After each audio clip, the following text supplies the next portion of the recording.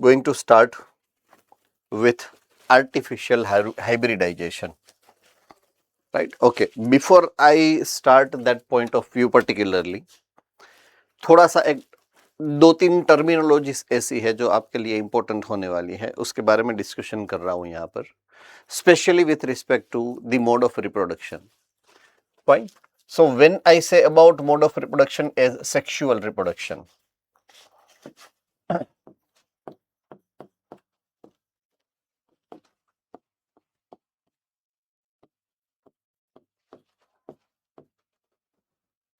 which involves two parents and two types of gametes, that is male gametes and female gametes. If it is naturally occurring, जो ये process naturally होने वाली है अगर, then it is called natural selection.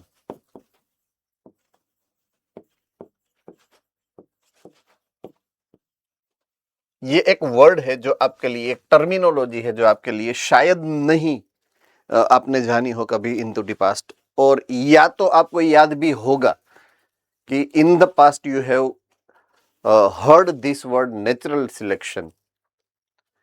तो किसी को याद आ रहा है कि नेचुरल सिलेक्शन नाम का कोई वर्ड आया है आपके पास्ट में? अगर किसी को याद हो, नेचुरल सिलेक्शन नाम का वर्ड आपने सुना हो अगर.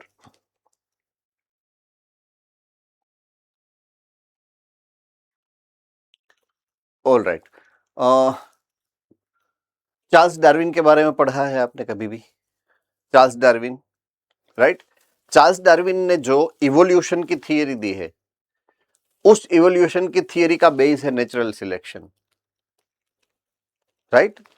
इसलिए मैंने बोला कि there are certain terminologies which are suppose to be there in your brain, आपके माइंड में वो होना चाहिए. सो नेचुरल सिलेक्शन का मतलब आपको जो निकालना है वो मैं आपको समझाता हूं.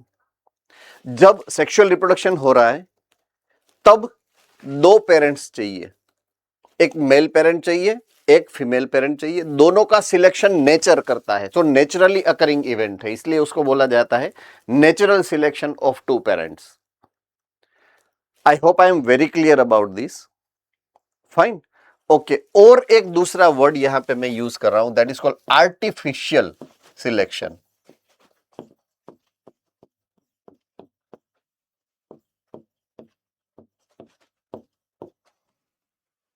राइट? आर्टिफिशियल सिलेक्शन वर्ड में यूज कर रहा हूं. इसका मतलब नेचुरल सा है कि भाई जो नेचुरली नहीं हो रहा है, आर्टिफिशियली यानी कि मैन मेड है. सो यहां पर nature is deciding parents and यहां पर ह्यूमंस वी डिसाइड पेरेंट्स. यानी कि अगर मुझे प्लांट्स के अंदर नेचुरल सिलेक्शन नहीं, आर्टिफिशियल सिलेक्शन करवाना है, तो मैं दो प्लांट सिलेक्ट करूंगा. मैं एक में से मैं पोलन ग्रेन को कलेक्ट करूंगा और दूसरे के ऊपर उसको स्प्रिंकल मैं करूंगा. तो मैंने क्या किया है, एक को एज ए मेल प्लांट लिया है, एक को एज ए फीमेल प्लांट लिया है और उसके बीच में क्रॉसिंग करवाया है, उसके बीच में मैंने रिप्रोडक्शन करवाया है. तो उस टेक्नोलॉजी को मैं बोलूंगा आर्टिफिशियल सिलेक्शन टेक्नोलॉजी, राइट? अब इसके लिए जो हम मोस्ट फ्रीक्वेंट वर्ड यूज करते हैं उसका नाम है हाइब्रिडाइजेशन.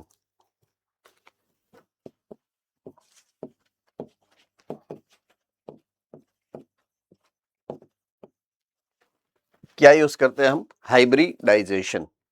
ये तो वर्ड कॉमन है अभी आपके लिए. तो इसलिए मैं इसको ये भी बोल सकता हूं कि ये आर्टिफिशियल हाइब्रिडाइजेशन है और ये नेचुरल हाइब्रिडाइजेशन है, राइट? ये आर्टिफिशियल हाइब्रिडाइजेशन है और ये नेचुरल हाइब्रिडाइजेशन है. तो आपका अगर नेक्स्ट जो पॉइंट ऑफ डिस्कशन है उसका नाम है आर्टिफिशियल हाइब्रिडाइजेशन, तो वो वर्ड कहां से आया उसकी हिस्ट्री मैंने आपके सामने रखी, राइट? देखिए यहां पर आपका जो हेडिंग है अभी उसका नाम है आर्टिफिशियल हाइब्रिडाइजेशन। तो नेचुरल सी चीज है, जहां पर साइंटिस्ट लोग जो होते हैं, रिसर्चर जो होते हैं, वो एक्सपेरिमेंट कर रहे होते हैं कोई नए टाइप के प्लांट का, या तो नई जो क्वालिटी उसको अगर क्रॉप्स में चाहिए, तो उसके लिए अगर वो एक्सपेरिमेंट कर रहे हैं, उसमें जो टेक्नोलॉजी वो यूज कर रहे हैं, उसके बारे में हमें अभी बात करनी है कि आर्टिफिशियल हाइब्रिडाइजेशन के अंदर जो साइंटिस्ट यूज कर रहे हैं वो दो मेन टेक्नोलॉजीज कौन सी है, तो उसके बारे में यहां पे आपके सामने पॉइंट ऑफ व्यूज रखे गए हैं। So it is a crop improvement programme. देखिए, जो इंपॉर्टेंट पॉइंट ऑफ व्यू है वो यहां पे आपके सामने रखा गया है। क्रॉप का इंप्रूवमेंट करने के लिए ये जरूरी प्रोग्राम है, राइट? क्रॉप इंप्रूवमेंट का प्रोग्राम है ये, मींस उसकी क्वालिटी को इंप्रूव करना है। सही for example if I am talking about wheat plant, तो व्हीट की क्वालिटी को इंप्रूव करना है। अगर कोई फ्रूट, से फॉर एग्जांपल मैंगो, तो मैंगो की क्वालिटी को अगर मुझे इंप्रूव करना है तो क्रॉप इंप्रूवमेंट प्रोग्राम है ये, राइट? तो उसके लिए जो मेन टेक्नोलॉजीज यहां पर यूज होने वाली है, करते हैं, उसके बारे में हम बात करेंगे। तो it is a crop improvement programme in which desired pollen grains are used for pollination. Desired मतलब जो रिसर्चर है वो डिसाइड करेगा कि मुझे इस प्लांट में से पोलन ग्रेन लेनी है और इस प्लांट के ऊपर उसको यूज करना है। So desired pollen grains are used for pollination. I hope I am very clear now, है ना? Okay, there are two things, there are two techniques which are getting used here. Technique number 1 का नाम है इमस्क्यूलेशन, technique number 2 का नाम है bagging. I repeat, technique number 1 is emasculation and technique number 2 is bagging. Okay, so let us go into the next slide and let we think about what these two techniques means. चलिए, सबसे पहले मुझे आपको एक चीज clarify करवानी पड़ेगी और वो है, ये है कोई एक फ्लावर, से फॉर एग्जांपल ये फ्लावर है, राइट? तो उसके सेंटर में यहां पर एक पिस्टिल है, राइट? और आजू बाजू में उसके ये एंथर वाला पार्ट हो गया। तो ये कंप्लीट फ्लावर है। It is bisexual flower.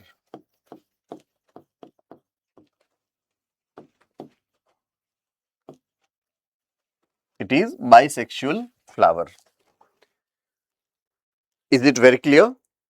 Okay, अब इमस्क्यूलेशन जो है, फर्स्ट वाला इमस्क्यूलेशन,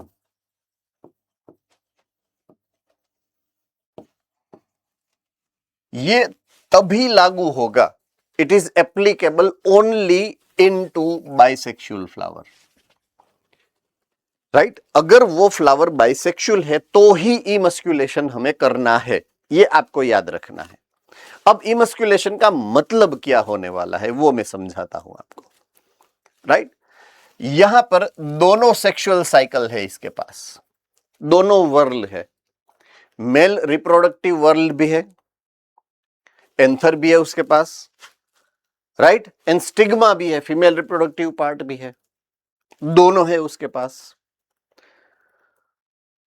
तब मुझे करना यह है कि यहां से मैं इसको रिमूव कर दूंगा, राइट?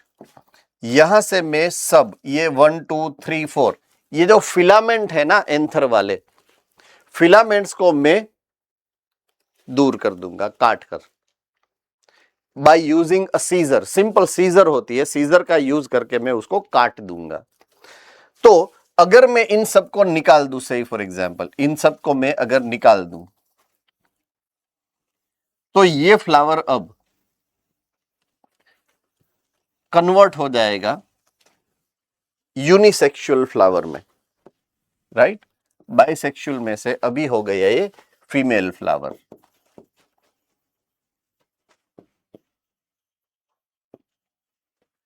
क्यों? क्योंकि इसके अंदर जो एंथर थे उसको तो हमने निकाल दिया। फाइन, तो अभी ये हो गए हैं ओनली फीमेल फ्लावर। तो ये जो टेक्निक मैंने आपको समझाई उसको मैं बोलूंगा इमस्कुलेशन, means you are removing the male reproductive wall of the flower. Fine. So ये है removal of anther from the bisexual flower bud of the female parent before the anther dehiscence. Anther dehiscence का मतलब pollen grand release करे उससे पहले उसको काट देना है। ये प्रोसेस को हम बोलेंगे इमस्कुलेशन। अब इमस्कुलेशन करना क्यों है उसका रीजन मैं आपको समझाता हूं। पहले मैं यहां पर वापस आ जाता हूं। अगर यहां पे एंथर है सपोज के, तो उसमें से अगर पोलन ग्रेन बनकर यहां पर चली गई और उसने एक्सेप्ट कर ली, राइट, तो होगा क्या? यहां पर सेल्फ पोलिनेशन होगा। क्या होगा? Self pollination. तो सेल्फ पोलिनेशन मुझे नहीं करवाना है। अगर मुझे सेल्फ पोलिनेशन नहीं करवाना है तो क्या मुझे करना पड़ेगा? एंथर को रिमूव करना पड़ेगा। मींस अब वो खुद की ही पोलन ग्रेन को कभी रिसीव नहीं करने वाला है, नेचुरली भी नहीं, आर्टिफिशियली भी नहीं, राइट, वो नहीं करेगा। तो मैं मेरी डिजायर्ड पोलन ग्रेन को ही आई विश के यहां पर जाए, यहां पर मुझे डालनी है डिजायर्ड पोलन ग्रेन।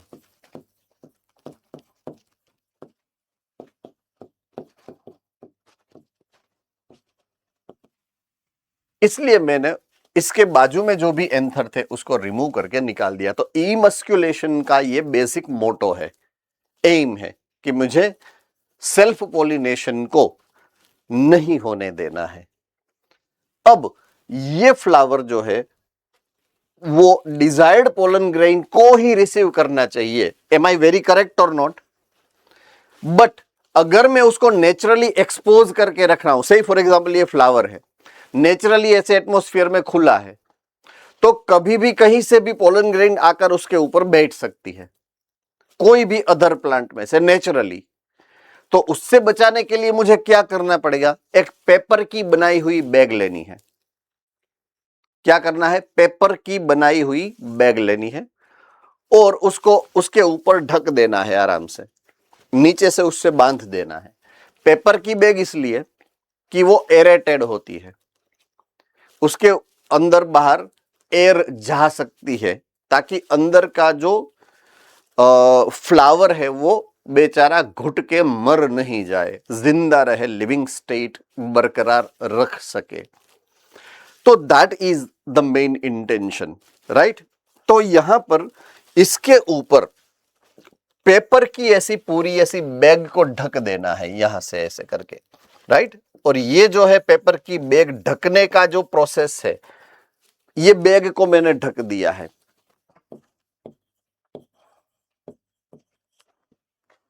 तो ये बैग को ढकने की प्रोसेस को बोलते हैं बैगिंग, राइट। तो ये बैगिंग की जो टेक्नोलॉजी है, that is second number of the component, bagging.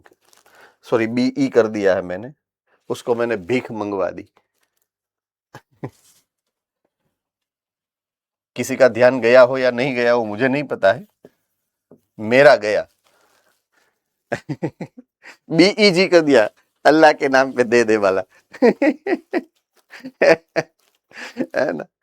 Okay, so bagging emasculated flower, mind it, आपको याद ये रखना है, बेगिंग उसी के ऊपर करेंगे आप जिसका इमस्क्यूलेशन हुआ है।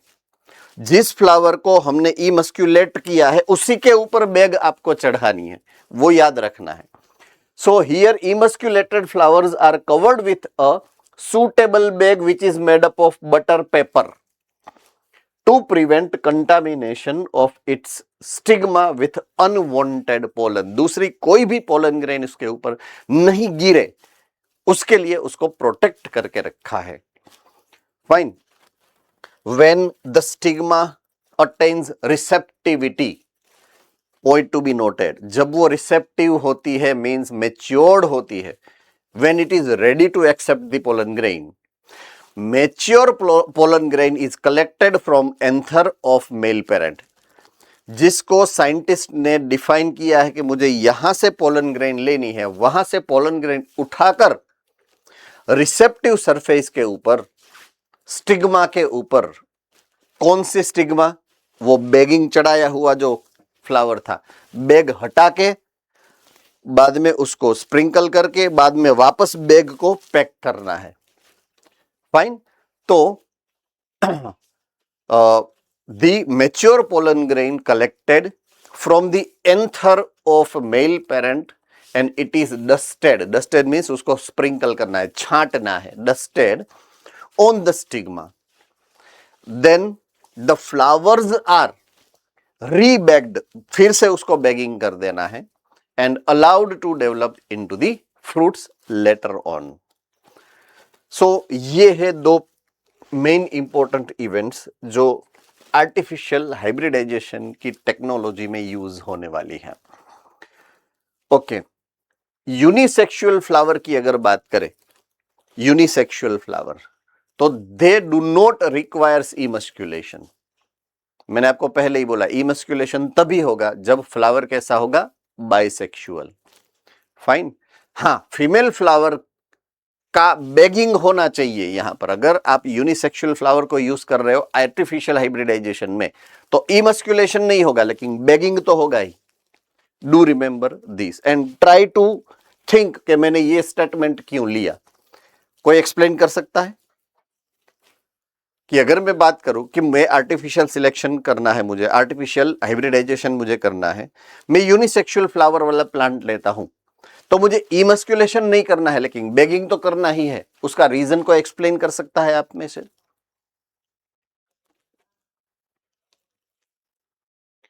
Jamnagar centre.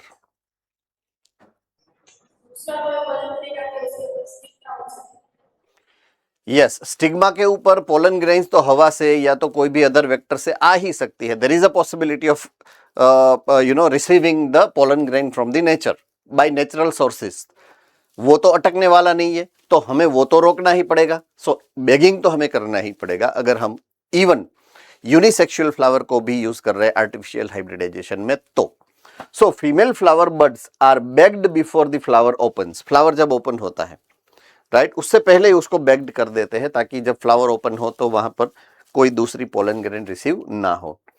When the stigma becomes receptive, pollination is carried out by using desired pollen grain and flower are rebagged. Same to same technology.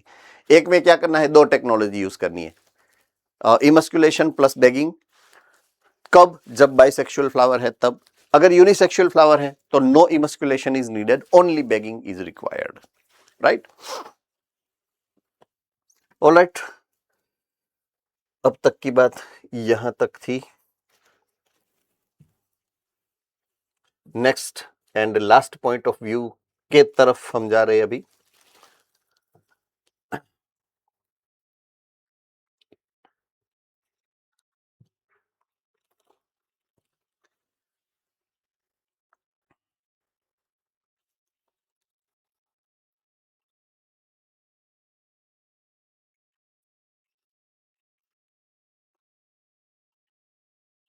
Okay,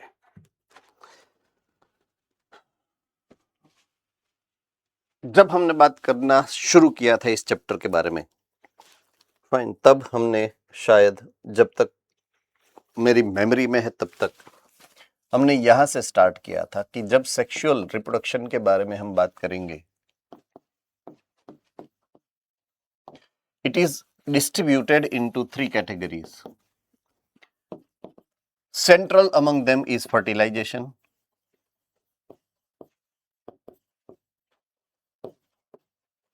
उसके पहले प्री फर्टिलाइजेशन,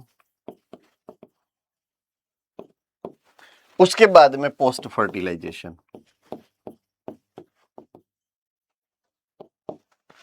राइट, तो 3 टाइप के इवेंट होते हैं pre fertilization events, fertilization events and post fertilization events. हमने ये पूरा कर लिया है, दिस इज कंप्लीटली एक्सप्लेन्ड। अब तक जितना हमने पढ़ा है वो ये एक ही पैरामीटर पढ़ा है, starting from gametogenesis, male gametes का प्रोडक्शन हमने पढ़ा, फीमेल गैमेट का प्रोडक्शन हमने पढ़ा, बाद में हमने ट्रांसफर ऑफ गैमेट यानी कि पॉलिनेशन के बारे में पढ़ा। तो ये जो दो प्रोसेस है वो दोनों प्रोसेस प्री फर्टिलाइजेशन इवेंट्स के हेडिंग के अंडर आती है। अब हम जिसकी बात करने वाले हैं अभी दो ही स्लाइड है छोटी सी, तो छोटा सा कंटेंट है इसका, एंड बाद में हम जाने वाले हैं पोस्ट फर्टिलाइजेशन में। तो we are starting about fertilization here. Okay, fertilization की जब मैं बात कर रहा हूं तब फ्लावरिंग प्लांट में जो टेक्निकली ट्रू फ्लावरिंग प्लांट है वो एंजियोस्पर्म्स है,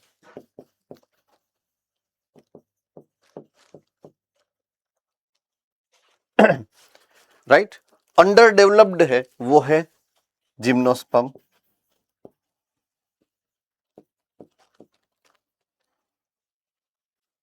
दोनों में एक छोटा सा डिफरेंस होता है with reference to this fertilization event. Gymnosperm के अंदर सिंगल फर्टिलाइजेशन होता है,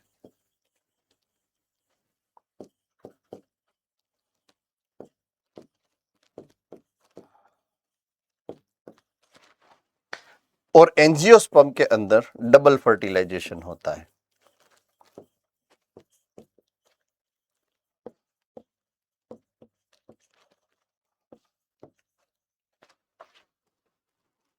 यहां पर सिंगल, यहां पर डबल, यहां पे एक मेल गैमेट बनता है, यहां पर दो मेल गैमेट बनता है। हमने पोलन ग्रेन के बारे में जब पढ़ा था तो उसमें वो 2 cell stage and 3 cell stage वाला एक मैटर आया था। किसी को अगर याद है तो हैंड रेज कर सकते हैं। 2 cell stage pollen grain and 3 cell stage pollen grain. Valsad centre, can you please explain?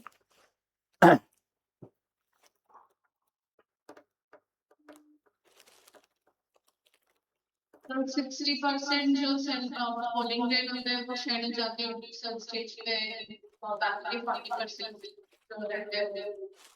All right, my next question to you is, means you मतलब आपके लिए नहीं, सबके कॉमन जो भी आंसर देना चाहे, कि 3 सेल स्टेज है वो क्या है? कौन से 3 सेल स्टेज? कौन सा ये 3 सेल्स कौन से है, उसका नाम क्या है?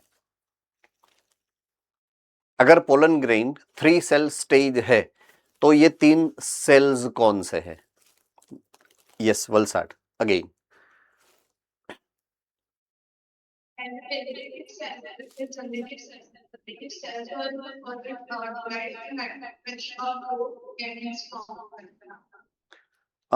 आपकी वॉइस क्लियरली मेरे पास नहीं पहुंच सकी है actually, so if you can repeat for me.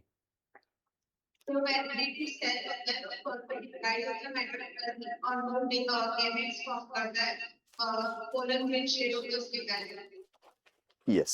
So one vegetative cell and 2 male gametes. Total 3 cells होते हैं। I repeat, 1 vegetative cell. उसके अंदर का जर्माइनल सेल होता है वो डिवाइड होकर 2 मेल गैमेट्स पहले ही बना लेता है before shedding of pollen grain. So ये 3 सेल स्टेज होता है, राइट? तो 3 सेल स्टेज में क्या होता है? 2 मेल गैमेट। तो 2 मेल गैमेट ये इसकी कैरेक्टरिस्टिक फीचर है एंजियोस्पर्म की। And we are right now discussing about angiosperm, true flowering plant.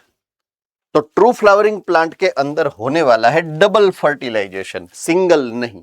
क्यों? क्योंकि 2 मेल गैमेट बन रहे हैं इसमें। Is it very clear to you now? है ना? चलिए डिस्कशन में लेते हैं इसको, डबल फर्टिलाइजेशन को। सेम डायग्राम आपको मिलेगी आपकी बुक के अंदर, राइट? ये पूरी डायग्राम आपको आपकी बुक के अंदर मिलने वाली है, कहीं ना कहीं पे मिल जाएगा। ओके, पोलन पिस्टिल इंटरेक्शन की जो डायग्राम है, पोलन पिस्टिल इंटरेक्शन की डायग्राम, फाइन, उसमें जो डायग्रामेटिकली रिप्रेजेंटेशन हुआ है कि पोलन ट्यूब जो बनी है, pollen tube is carrying 2 male gametes which is going to penetrate the structure of ovule through micropyle. Micropyle से वो अंदर जाएगा, दोनों में से एक एक्सेसरी सेल जो होगा वो उसको मार्ग बना के देगा अंदर घुसने का, वे आउट करेगा उसको, राइट, एंड दोनों मेल गैमेट अंदर रिलीज होने वाले हैं। अब से प्रोसेस हम आगे करते हैं। 2 मेल गैमेट है, उसको हमने घुसाया है। कहां पर घुसाया है? ओव्यूल के अंदर। अब क्या होने वाला है हमको तो पता है, फिर भी एक बार रिपीट कर लेते हैं, है ना। So after entering one of the synergids, जब पोलन ग्रेन शेड करके, पोलन ग्रेन जर्मिनेट करके, जर्मिनेशन से जो पोलन ट्यूब बनेगी वो जब माइक्रोपाइल से अंदर घुसती है, आफ्टर एंटरिंग दी सिनर्जिड, वो सिनर्जिड के अंदर घुसती है, उसके बाद the pollen tube releases 2 male gametes, that's the point. 2 male gamete को वो रिलीज करती है। कहां पर रिलीज करेगी वो 2 मेल गैमेट्स को? ओव्यूल्स के अंदर। कहां पे रिलीज करेगी? ओव्यूल्स के अंदर, right. So into the cytoplasm of synergid, synergid के साइटोप्लाज्म के अंदर उसको वो रिलीज कर देगी। 1 male gamete move towards the egg cell, female reproductive cell के पास जाएगा, and the other fuses with the nucleus, that is called syngamy.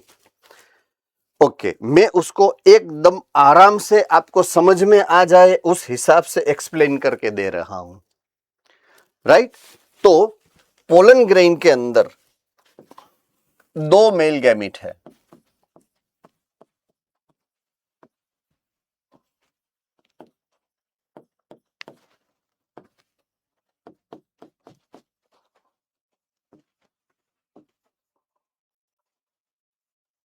Right.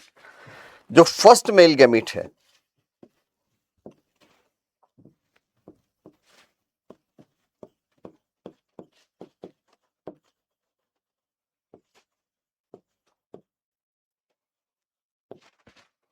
ये मेल गैमेट जाएगा टूवर्ड्स एग सेल,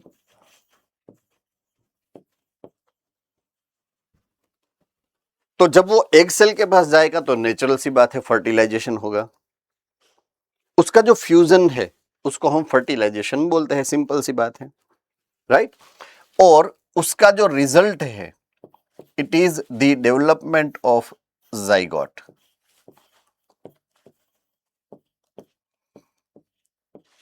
बनेंगे zygote. Male gamete is haploid, female gamete egg cell haploid, zygote diploid। चलिए, इसमें किसी को कोई भी टाइप का डाउट है तो उठकर घर चले जाइएगा भैया, इसमें डाउट नहीं होना चाहिए, इसमें कोई डाउट हो ऐसा पॉइंट ही नहीं है ना। ओके, नेक्स्ट मेरे पास 2 मेल गैमेट है, सो सेकंड मेल गैमेट के बारे में हम पढ़ेंगे।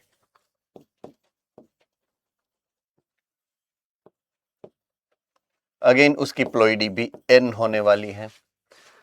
तो जब लग्न मंडप पे 2 वरराजा की एंट्री हुई, पहले वरराजा को तो कन्या मिल गई तो उसकी तो शादी भी हो गई, देखिए। लेकिन दूसरा जो राजकुमार था वो ऐसे कर रहा है कि अभी हम क्या करेंगे भैया, हमारे पास अब कोई ऑप्शन बचा है? तो दुल्हन की सहेली मुस्कुराती हुई उसको मिली, है ना, उसका भी विवाह होना बाकी था। तो राजकुमार ने सोचा चलो इससे विवाह कर लेते हैं, उसमें क्या प्रॉब्लम है, राइट। तो अगर मैं स्ट्रक्चर एम्ब्रियोसेक का याद करूं, ये एम्ब्रियोसेक है, राइट। उसके ऊपर 3 एंटीपोडल सेल है, नीचे ये 2 सिनर्जिड, एक एग सेल है। ओके, तो सबसे पहला जो मेल गैमिट यहां पे आया, उसने तो यहां पर शादी कर ली, कन्या मिल गई उसे, राइट। दूसरा जो मेल गैमिट अकेला बेचारा खड़ा है यहां पर सोच के कि दोस्त दोस्त ना रहा, प्यार सॉरी भाई भाई ना रहा, ये तो जुड़वा भाई थे ना दोनों, तो दोस्त दोस्त ना रहा, भाई भाई ना रहा, तो अपना होगा क्या। तभी यहां पे सेंटर में एक न्यूक्लियस था जिसका नाम था पोलर न्यूक्लियस। किसी को याद है ऐसा कोई स्ट्रक्चर हमने पढ़ा हो, पोलर न्यूक्लियस? ओके, तो ये है दुल्हन की सहेली, जिसके बारे में मैंने अभी बात नहीं की आपसे कि दुल्हन की एक सहेली अणुवर जो होती है ना, तो ये राजकुमार, उसको वो अच्छी लग गई, उसने बोला कि चलो कोई बात नहीं, हम इससे शादी कर लेंगे, ये तो उसकी शादी उससे होती है ना। ओके, अब पोलर न्यूक्लियस है, पोलर न्यूक्लियस, उसकी एक गजब की कैरेक्टरिस्टिक फीचर है, ये दोनों न्यूक्लियस है, दोनों वो हेप्लॉइड है, ये भी हेप्लॉइड है, ये भी हेप्लॉइड है, ये भी हेप्लॉइड है, तो 3 न्यूक्लियस यहां पे फ्यूज हुए, 3 न्यूक्लियस जब फर्टिलाइजेशन हुआ तब। और ये जो स्ट्रक्चर बीच में बनेगा ना 1 2 3, ये जो है ये जाइगोट, ये 2n बना था, लेकिन यहां पर 1 2 एंड 3 ये स्ट्रक्चर इन फ्यूचर बनेगा 3n, ट्रिप्लोइड स्ट्रक्चर बनेगा। कैसा स्ट्रक्चर बनेगा? Triploid structure. तो दूसरा मेल गैमेट है, उसने चूज किया है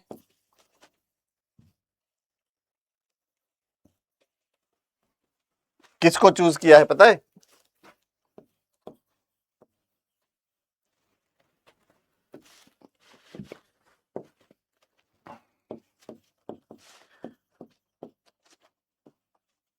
सेंट्रल न्यूक्लियस को, जो कि है 2n structure, not 2n actually, exactly it is n+n, right. तो उसका जो रिजल्ट आने वाला है ये न्यूक्लियस बनेगा, न्यूक्लियस, सेल नहीं, न्यूक्लियस बनेगा, पहले न्यूक्लियस फॉर्म होगा, तो वो न्यूक्लियस है।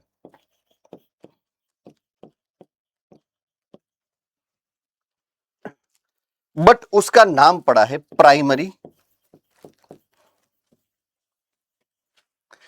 एंडोस्पर्मिक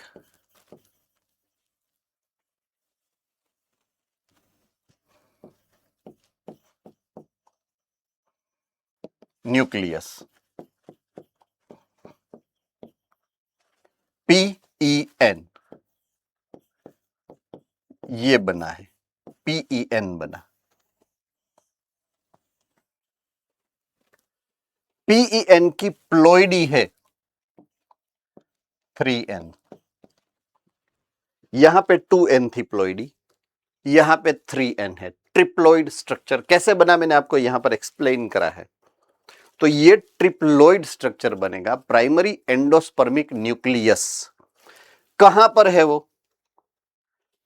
ये सेंट्रल सेल के अंदर है। तो अब ये सेंट्रल सेल ही खुद एक सिंगल इतना बड़ा सेल, ट्रिप्लॉइड सेल बन गया। उस सेल को मैं बोलूंगा प्राइमरी एंडोस्पर्मिक सेल, यानी कि PEC। तो ये पूरा सेल जो है सेंटर का, ये एक सेल बन गया जो ट्रिप्लॉइड है, वो सेल को मैंने नाम दिया प्राइमरी एंडोस्पर्मिक सेल। इतना कंफर्मली आपको समझ में आ गया है? थम्स अप करके मुझे कंफर्म करिए प्लीज। ओके, अगर किसी को कोई पॉइंट अभी दिमाग में नहीं परफेक्टली फिट हो रहा है तो please raise the hand and ask the question कि मुझे ये समझ में नहीं आया है।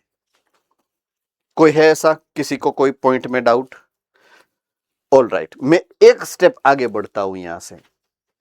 जाइगोट में से जब डेवलपमेंट होगा वो डेवलपमेंट एम्ब्रियो होगा। जाइगोट में से बनेगा in future embryo and PEC primary endospermic cell में से बनेगा एंडोस्पर्म।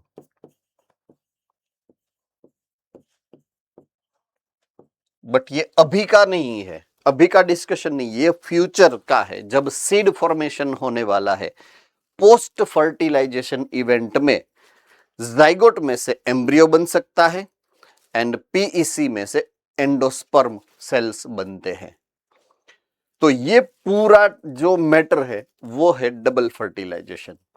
ये इवेंट को हम बोलेंगे double fertilisation because two male gametes are encountering first egg cell then central nucleus, यहां से जाइगोट बनेगा, यहां पे पीईएन एंड पीईसी बनेगा। जाइगोट में से एम्ब्रियो बनने वाला है फ्यूचर में एंड पीईसी में से एंडोस्पर्म बनने वाला है इनटू द फ्यूचर। तो क्लियरली आई होप के सबको समझ में आ गया है। तो बस यही यहां पर लिखा है कि दी फर्स्ट सेल जो बना था फर्स्ट, उसको मैं बोलूंगा सिंगेमी। देखिए यहां पे लिखा है सिंगेमी। जाइगोट बनता है तो वो जो प्रोसेस है उसको मैंने नाम दिया है सिंगेमी। ये दोनों का फ्यूजन, ये है syngamy.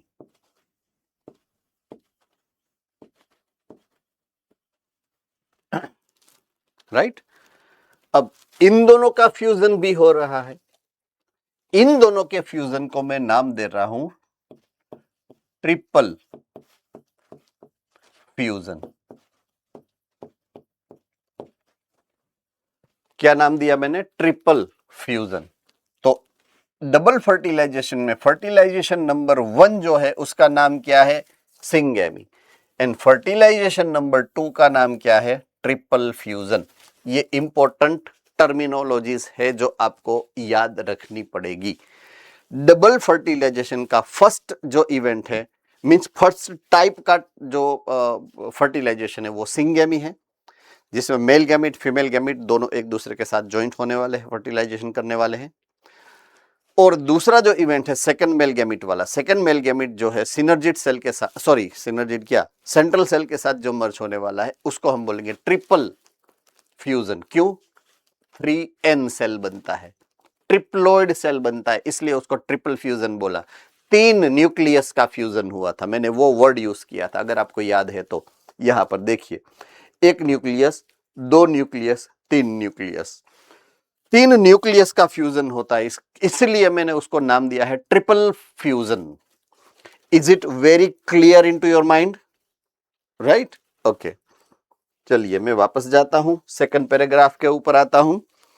The other male gamete moves towards the 2 polar nuclei which is located into the central cell and fuses with them to produce a triploid primary endosperm nucleus PEN. As it involves the fusion of 3 haploid nuclei, उसका नाम it is called triple fusion, जो मैंने अभी आपको समझाया है ना। Okay, all right. Since 2 types of fusion, syngamy and triple fusion, take place in an embryo sac, उसका नाम पड़ा है डबल फर्टिलाइजेशन, क्योंकि 2 अलग अलग टाइप के फर्टिलाइजेशन हुए हैं इसलिए। It is an event which is unique to flowering plant, that is angiosperm के अंदर ही होता है। जिम्नोस्पर्म में डबल फर्टिलाइजेशन नहीं देखने को मिलता है। The central cell after triple fusion becomes the primary endospermic cell, that is PEC, and develops into the endosperm later on. Zygote develops into embryo later on. Fine? कोई doubt?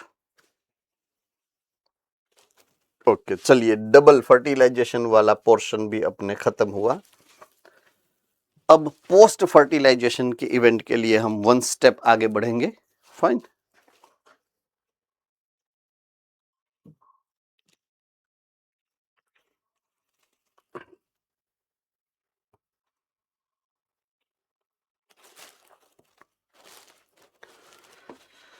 Okay, नाम के ऊपर से ही आपको पता है कि फर्टिलाइजेशन होने के बाद, जब फर्टिलाइजेशन हो जाएगा उसके बाद का जो डेवलपमेंट है वो पोस्ट फर्टिलाइजेशन कहा जाता है। पोस्ट फर्टिलाइजेशन इवेंट के अंदर 4 टाइप के इवेंट होते हैं। टोटल 4 स्टेप्स आपको देखने को मिलेंगे, right. Number 1, development of endosperm. किसको याद है एंडोस्पर्म किस में से बनने वाला है? अभी हमने बात की थी, अभी हमने डिस्कशन किया था थोड़ी देर पहले, पोरबंदर सेंटर।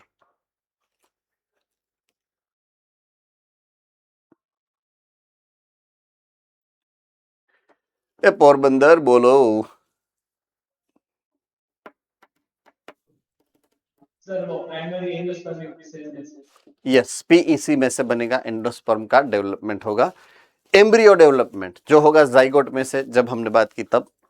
ओव्यूल सीड बन जाएगा, ओवरी फ्रूट बन जाएगी। सिंपल सी मैकेनिज्म है जिसको हमें ऑलरेडी हमने चैप्टर नंबर 5 स्टैंडर्ड 11 के अंदर ये दोनों बात हमने समझी है कि फर्टिलाइजेशन के बाद ओव्यूल सीड में कन्वर्ट होता है, ओवरी फ्रूट में कन्वर्ट होती है। किसको याद है मैं जो बोला वो? Okay, so same step is revised here. तो टोटल 4 इवेंट यहाँ पे आपके सामने रखिए, जिसमें से सबसे पहली इवेंट जो है उसके बारे में बात करें तो एंडोस्पर्मिक डेवलपमेंट की बात है यहाँ पर। ओके, अभी ये 2-3 जो पॉइंट ऑफ व्यूज है, 2-3 कॉन्सेप्ट ऐसे हैं जिसमें से आपकी नीट में से क्वेश्चन आने की पॉसिबिलिटी ज्यादा है। तो ऐसे इंपॉर्टेंट पॉइंट को हम डिस्कशन में लेने वाले हैं अभी। सही फॉर एग्जांपल ये एंडोस्पर्म का डेवलपमेंट, उसमें से काफी सारे PYQs आप देख सकते हो अगर आप स्टडी करो तो। बहुत इंपॉर्टेंट सा प्रोसेस है ये। Fine. So primary endospermic cell की बात हो रही है। आई रिपीट, बात हो रही है प्राइमरी एंडोस्पर्मिक सेल की। तो प्राइमरी एंडोस्पर्मिक सेल जो होगा ना वो सेंट्रल सेल था, तो एक तो साइज में पहले से ही बहुत बड़ा है, राइट। साइज में वो बड़ा है। तो उस सेल की अगर मैं बात करूं, से फॉर एग्जांपल ये पीईसी है,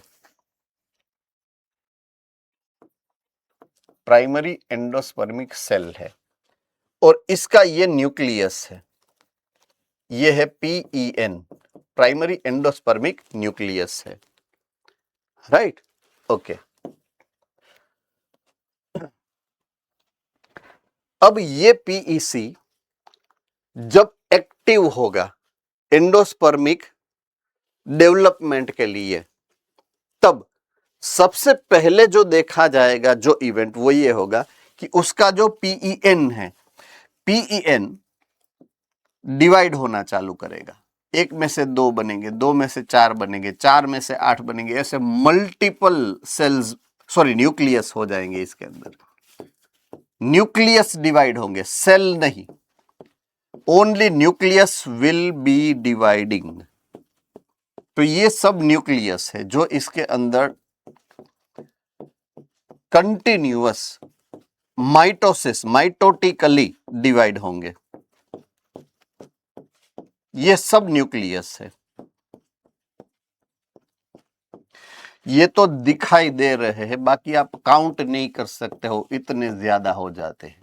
ये तो फिर भी आपके सामने मेरी लिमिटेशन के हिसाब से मैं जितना ड्रॉ कर सकता हूं मैंने करा है, लेकिन आप गिन नहीं सकते, इतने ज्यादा न्यूक्लियस उसमें बन जाते हैं। सो डिवीजन किसका हुआ है? न्यूक्लियस का। तो उसको न्यूक्लियर डिवीजन बोलते हैं। अब ये फिक्स नहीं है कि यहीं पर होने वाला है, कहीं पर भी हो सकता है। सो it is free nuclear division. Cytoplasm में वो फ्री मूवमेंट करते हैं और कहीं पर भी डिवाइड हो सकते हैं। That's why it is called free nuclear division. क्या बोलते हैं उसको? Free nuclear division. चलो इसमें किसी को कोई डाउट है ये जो मैंने समझाया अभी? ऑल राइट, मैं टेक्स्ट के ऊपर जाता हूं यहां पर। So primary endosperm cell divides repeatedly to form a triploid endospermic tissue. लेकिन उसकी पैटर्न जो मैंने समझाई उस हिसाब से होने वाली है। Endosperms cells are filled with the reserve food material. अब जो एंडोस्पर्म इन फ्यूचर बनने वाला है, अभी नहीं, फ्यूचर में बनने वाला है, हमें पता है कि endosperm cell are storing the reserve food material. किसको किसको पता है कि एंडोस्पर्म जो है वो रिजर्व फूड मटेरियल वाले सेल्स है? ओके, अभी जो भी सेल रिजर्व फूड मटेरियल वाला होगा उसकी प्लोइडी ऑलवेज मल्टीपल होती है, ऐसा मैंने आगे बोला था, याद है किसी को? ओके, तो PEN की प्लोइडी क्या है? ट्रिप्लॉइड, मींस मल्टीपल हो गया। तो it has the ability, it has the potential कि वो न्यूक्लियस में सेल्स के अंदर फूड को, रिजर्व फूड को स्टोर कर सकता है, क्योंकि उसकी पोटेंशियल है, वो पॉलीप्लॉइड है इसलिए। So they are used for nutrition during the development embryo. मतलब जब सीड है, सीड आप जमीन के अंदर सो करते हो, सो करने का मतलब डांटते हो खाड़ा करके डांटते हो, उसके ऊपर माटी छाट देते हो, और उसके ऊपर जब when you are pouring the water, right, और जब डेवलपमेंट होगा, सीड का क्या होने वाला है? सीड क्या होता है? जर्मिनेशन। तो सीड के जर्मिनेशन होने के बाद पहले तो क्या होगा? रूट बनेगा, बाद में क्या होगा? शूट सिस्टम का डेवलपमेंट। तो थोड़ी देर के बाद उसमें दो छोटे छोटे लीव्स उगेंगे। वो लीव्स थोड़े से एडेप्टिव होने के बाद फोटोसिंथेसिस स्टार्ट कर सकते हैं, अपना खाना खुद बनाना। बट तब तक वो फूड कहां से लाएंगे? उसको ये देगा, एंडोस्पर्म ही है जो उसको फूड देने वाले हैं। अंडरस्टूड और नॉट? सो वो रिजर्व फूड मटेरियल है। कब? दो टाइप का होता है, राइट? एक एम्ब्रियो के डेवलपमेंट के लिए और दूसरा सीड के डेवलपमेंट के लिए। तो एंडोस्पर्म जो है वो एम्ब्रियो के डेवलपमेंट के लिए भी है और सीड के डेवलपमेंट के लिए, लेकिन वो मोनोकोट के अंदर। डाइकोट के अंदर वो सिर्फ और सिर्फ एम्ब्रियो को डेवलप करने के बाद खत्म हो जाता है, राइट? उसके बाद उसके अंदर फूड बचता नहीं है, एंडोस्पर्म बचता नहीं है, तो वो नया फूड प्रिपेयर कर लेते हैं और कोटिलिडोन के अंदर उसको स्टोर कर लेते हैं, राइट? सीड के लिए हो, एम्ब्रियो डेवलपमेंट के लिए नहीं। तो डाइकोट के अंदर एंडोस्पर्म जो है वो सिर्फ एम्ब्रियो के लिए ही यूज हो जाएगा, पूरा खत्म हो जाएगा। उसके बाद एक्स्ट्रा फूड बना के वो स्टोर करता है। दोनों कोटिलिडोन के अंदर, डाइकोट के अंदर रिजर्व फूड स्टोर होता है। तो ये आपको एडिशनल इंफॉर्मेशन जो याद रखनी है। तो एंडोस्पर्म का काम क्या है? बेसिकली डेवलपमेंट जो एम्ब्रियो करने वाला है उसको न्यूट्रिशन देना। अब एम्ब्रियो डेवलपमेंट कहां से होगा? एम्ब्रियो डेवलपमेंट कहां से होगा? जाइगोट में से। जाइगोट जब डेवलप होगा तब होगा embryo, right? Zygote unicellular structure है, एम्ब्रियो मल्टीसेल्युलर स्ट्रक्चर है। तो एक सेल में से मल्टीपल सेल जब बनाने हो तो सेल डिवीजन करना पड़ता है। वो जो सेल डिवीजन है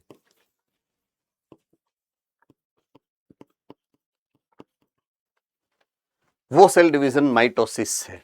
कौन सा है? माइटोसिस है। लेकिन उसके लिए उसको न्यूट्रिशन चाहिए। तो वो न्यूट्रिशन कौन देने वाला है? एंडोस्पर्म। तो पहले एम्ब्रियो नहीं बनता है, पहले एंडोस्पर्म बनता है।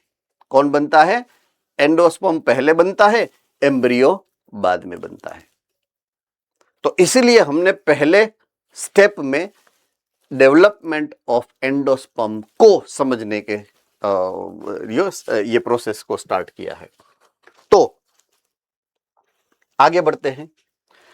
In common endosperm development the PAN undergo successive, देखिए यहां पर जो वर्ड लिखा है, क्या वर्ड लिखा है? Undergo successive nuclear division. Nucleus को डिवाइड करता है वो। कहां पर है वो? यहां पर है, देखिए न्यूक्लियस को डिवाइड किया है उसने जब प्रोसेस स्टार्ट करी तब। तो in common endospermic development PEN undergo successive nuclear division called free nuclei. जो प्रोड्यूस होने वाले न्यूक्लियस है वो क्या है? Free nuclei. This stage is called free nuclear endosperm. उसको क्या बोलते हैं? Free nuclear endosperm. चलो फर्स्ट स्टेप समझ में आ गया है। Okay, second step, number of free nuclei varies greatly. हर एक स्पीसीज में अलग अलग वो नंबर, किसी में लाख होता है, किसी में 10 लाख होता है, किसी में 2 लाख होता है। स्पीसीज टू स्पीसीज अलग अलग है। Endosperm becomes cellular due to cell wall formation. अब ये भी एक इंपॉर्टेंट कैरेक्टरिस्टिक फीचर है। पहले न्यूक्लियस बनते हैं, बाद में हर एक न्यूक्लियस के ऊपर cytoplasmic membrane and cell wall बन जाती है। तो एक सेल था बड़ा सा, उसमें काफी सारे न्यूक्लियस थे। सही फॉर एग्जांपल, हर एक सेल के न्यूक्लियस के ऊपर ये एक सेल बन गया। क्यों? क्योंकि उसके ऊपर साइटोप्लाज्मिक मेम्ब्रेन और दूसरा उसके ऊपर सेल वॉल बन गया। तो ऐसा डेवलपमेंट होता है। तो ये पूरा बन गया टिश्यू, क्या? एंडोस्पर्म। रेडी? तो ये हो गया दूसरा सेल, तीसरा सेल, चौथा, ये हो गया एंडोस्पर्म सेल। ये एंडोस्पर्म हो गया। देखिए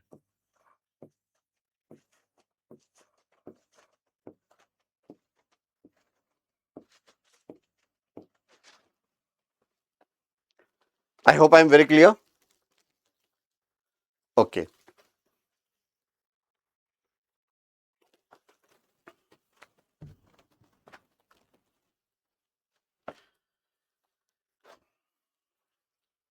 अब यहां पर एक स्पेशल सा एग्जाम्पल सेट किया है आपके सामने, राइट? और वो एग्जाम्पल की मैं अगर बात करूं तो एग्जाम्पल है कोकोनट का। तो कोकोनट में क्या होगा? उसका ये जो PEC है वो जब न्यूक्लियस, उसका जो PEN होगा, ये न्यूक्लियस है उसका, सही फॉर एग्जांपल, वो न्यूक्लियस जब डिवाइड होना चालू करेगा तो काफी सारे ऐसे न्यूक्लियस बना देगा। ये सब न्यूक्लियस है, PEN फ्री न्यूक्लियर डिवीजन है। ये फ्री न्यूक्लियर डिवीजन है। थम्स अप कर दीजिएगा ताकि मुझे पता चले कि हम जाग रहे हैं। Okay, good good. ये फ्री न्यूक्लियर डिवीजन हो गया। अब यहां पर एक स्पेशलाइज्ड मैकेनिज्म देखने को मिलेगा आपको कोकोनट के अंदर, स्पेशली इन दैट। अब ये जो न्यूक्लियस है ना, ये सब माइग्रेट करेंगे। माइग्रेट करेंगे कहां पर? Towards periphery, centre to periphery.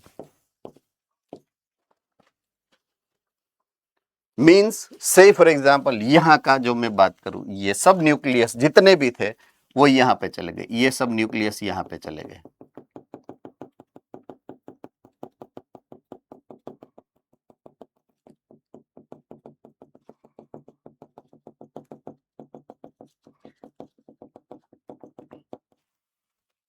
Side में चले गए यहां पर। किसी ने टेंडर कोकोनट देखा है? લીલું નાળિયેર કોઈ દી જોયું છે? લીલું નાળિયેર, ત્રોફો।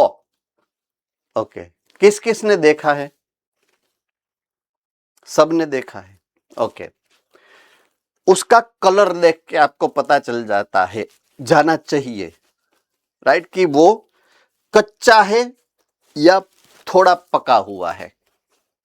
अगर वो येलोइश ग्रीन है कलर में, कैसा, येलोइश ग्रीन, तो वो कच्चा होता है, उसमें सिर्फ पानी निकलेगा, मलाई नहीं निकलती है। किसको पता है? ओके, उसको हम काट के जब पानी निकालेंगे ना, वो पानी एकदम क्रिस्टल क्लियर होगा, नॉर्मल पानी के जैसा। टेस्ट की बात नहीं कर रहा हूं मैं, अपीयरेंस की बात कर रहा हूं मैं। सादा सीधा जो हमारा टैप वाटर होता है, सेम टू सेम वही कलर का होता है। रेडी? ओके। अब कभी कभी हम टेंडर कोकोनट देखते हैं, वो थोड़ा सा ब्राउनिश येलो हो जाता है, सॉरी ब्राउनिश ग्रीन हो जाता है, येलो में से वो ब्राउनिश ग्रीन हो जाता है, तो वो पक जाता है थोड़ा सा। तब उसमें ये इवेंट होता है, ये फ्री न्यूक्लियर डिवीजन होता है। मतलब आप जो नारियल पानी पी रहे हो ना, वो नारियल पानी एक्चुअली उसका साइटोप्लाज्म है, और वो जो नारियल का अंदर का जो खोखा होता है ना, जिसके अंदर वो पानी भरा है, वो पीईसी है, पीईसी है, प्राइमरी एंडोस्पर्मिक सेल है वो। उसके अंदर का नारियल पानी ही आप पीते हो, साइटोप्लाज्म पीते हो आप एक्चुअल में, टेक्निकली। तो थोड़ा सा जब वो पीईसी एंडोस्पर्म बनाना चालू करता है, तो उसके अंदर के जो न्यूक्लियस होते हैं वो डिवाइड होना चालू होते हैं, राइट। तो थोड़ा सा ब्राउनिश येलो अगर सॉरी ब्राउनिश ग्रीन अगर आप लेते हो और उसको काटते हो, तो उसका जब पानी आप निकालोगे ना, तो थोड़ा सा व्हाइट कलर का होगा, व्हाइटिश होगा, वो ट्रांसपेरेंट नहीं होगा, क्या ट्रांसल्यूसेंट होगा। किसने वो देखा है? थोड़ा सा व्हाइटिश होता है। क्यों व्हाइटिश होता है? वो सिर्फ पानी नहीं है, पानी के अंदर न्यूक्लियस है, पानी के अंदर न्यूक्लियस है। अंडरस्टूड और नॉट? ओके। अब और भी थोड़ा सा पक जाता है, तब उसके बाहर की छाल को अगर आप देखो, थोड़ी सी सूखने लगती है, स्पेशली अपर साइड में थोड़ी सी सूखने लगती है, उसके ऊपर ऐसे स्पॉट्स हो जाते हैं, डार्क, सूख जाता है वो। अगर उसको काटोगे तो आपको अंदर मलाई मिलेगी, मलाई। पहले थोड़ी सी पतली होती है किसी में थोड़ी सी मोटी होती है, किसी में और मोटी होती है, किसी में कड़क टोपरा बन जाती है। वो क्या है? मलाई क्या है? ये रही, ये मलाई है। क्या है? ये मलाई है। जो न्यूक्लियस यहां पे बने थे, वो न्यूक्लियस माइग्रेट होके कहां पे एक्यूमुलेट हुए? पेरिफेरी। पेरिफेरी में एक्यूमुलेट होने के बाद वो क्या करेंगे पता है? सेल में कन्वर्ट हो जाएंगे। क्या हो जाएगा? उसके ऊपर cytoplasm and cell wall develop हो जाएगी। तो ये सब सेल हो गए। अब ये सेल हो गए ना, तब ये हो गया कोकोनट की मलाई हो गई। जब इमेच्योर्ड होती है तो मलाई होती है, मैच्योर्ड हो जाती है तब वो हो जाता है टोपरा। So that's the same phenomena, same example which is shared here, वो यहां पे आपको दिया गया है, राइट, कि tender coconut water is actually free nuclear endosperm which is made up of thousands of the nuclei. जो आप नारियल का पानी पीते हो, ये थोड़ा सा अगर व्हाइट कलर का दिखेगा ऐसा, तब की बात है ये। तो ये है आपका free nuclear endosperm and the surrounding white kernel that is टोपरू, ये इट इज सेल्यूलर एंडोस्पर्म। क्या है वो? सेल्यूलर एंडोस्पर्म है। Fine, I hope I am very clear with this example, है ना? सबको परफेक्टली समझ में आ गया है? All right. अगर किसी को कोई डाउट है तो आप बिना संकोच आप मुझे पूछ सकते हो। All right, now first point is over. Endosperm वाला जो हमने डेवलपमेंट है समझा। सेकंड इवेंट जो होगा वो है एम्ब्रियो डेवलपमेंट। तो हमारे लिए पॉइंट नंबर 2 है development of an embryo. Embryo का डेवलपमेंट जो होने वाला है स्टार्ट जाइगोट से, राइट। तो अगर आप देखोगे आपकी बुक के अंदर ये डायग्राम आपको मिल जाएगा, राइट। मिल जाए तो थम्स अप करिएगा। All right, okay good. So यहां पर ये एम्ब्रियो का जो डेवलपमेंट है, वो एम्ब्रियो के डेवलपमेंट के बारे में यहां पर ये जो डायग्राम है, सबसे पहला ये छोटा सा ये जाइगोट है, देखिए मिल गया है, राइट। जाइगोट के बाद यहां पर जाइगोट का डिवीजन हुआ है, डिवीजन मींस वो डिवाइड होके 2 सेल बने हैं। देखिए यहां पर सेकंड डायग्राम में 2 सेल दिखने को मिलेंगे आपको, मिला, ओके। तो एक सेल बड़ा होगा, एक सेल छोटा होगा, ये भी आपको याद रखना है, दिया है वहां पे स्पेसिफिकली दिया है, एक बड़ा सेल है एक छोटा सेल है। सो सेम डिवीजन नहीं है, एसिमेट्रिक डिवीजन है। वो कैसा है? एसिमेट्रिक डिवीजन, ए माइटोसिस बोलते हैं उसको, माइटोसिस नहीं है, ए माइटोसिस बोलते हैं उसको, राइट। ये एक इंपॉर्टेंट फेनोमिना है जो आपको नोट करना है, आपको नोट कर लीजिए, ये ए माइटोसिस है, माइटोसिस नहीं है, ओके ओके। तो 2 सेल है। उसके बाद का जो ये यहां पर डायग्राम है, उसके नीचे लिखा होगा ग्लोब्यूलर एम्ब्रियो, दिखा आपको, right, thumbs up, all right. उसके बाद का जो स्टेज है वो यहां पर देखिए, तो ये हार्ट शेप है, सो हार्ट शेप्ड एम्ब्रियो, समझ में आ रहा है तो thumbs up. And last stage जो है वहां पर आपको 2 मैच्योर्ड कोटिलिडोन्स देखने को मिल रहे हैं, यहां पे लिखा है स्पेशली, देखिए कोटेलिडोन्स, 2 कोटेलिडोन्स आप देख पा रहे हैं जो मैच्योर्ड है, और उसको बोलते हैं मैच्योर्ड एम्ब्रियो। तो पहले 1 सेल जाइगोट था, बाद में 2 सेल वाला बना, बाद में ग्लोब्यूलर एम्ब्रियो बना, उसमें से हार्ट शेप एम्ब्रियो बना, और उसमें से मैच्योर्ड एम्ब्रियो बना। तो पूरा जो डेवलपमेंट है यहां पर हेरार्की में मैंने समझाया, zygote, pre embryo, pro embryo, globular embryo, heart shaped embryo and matured embryo, 5 step में यहां पर अकॉर्डिंग टू योर बुक दिया गया है।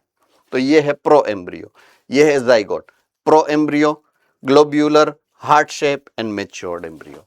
इसमें किसी को कोई डाउट शायद नहीं हो, राइट, ओके। मैं यहां पर आ रहा हूं, अब जो एक्सप्लेनेशन यहां पे दी गई है, accordingly embryo develops at micropylar end of the embryo. कहां पे ये डेवलप होता है? Towards micropylar end of the embryo sac. Embryo sac की माइक्रोपाइलर एंड होती है, वहां पर एम्ब्रियो का डेवलपमेंट होता है। Can anybody of you explain why? क्यों ऐसा होता है कि एम्ब्रियो सेक के माइक्रोपाइलर एंड में ही वो उसका डेवलपमेंट होता है? वलसाड,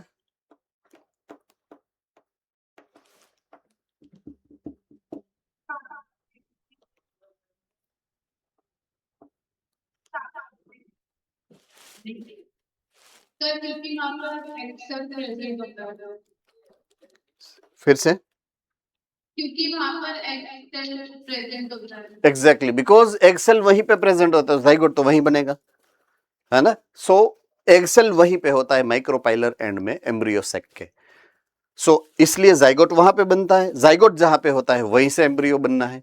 तो माइक्रोपाइलर एंड पर एम्ब्रियो सेक के एम्ब्रियो डेवलप होता है from the zygote, where zygote is situated.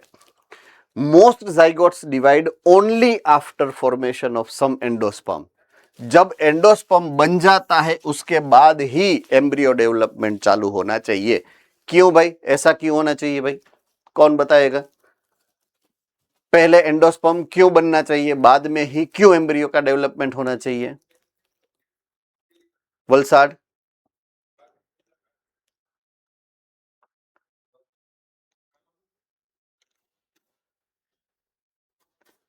Okay. Palanpur Surat, Palanpur Surat,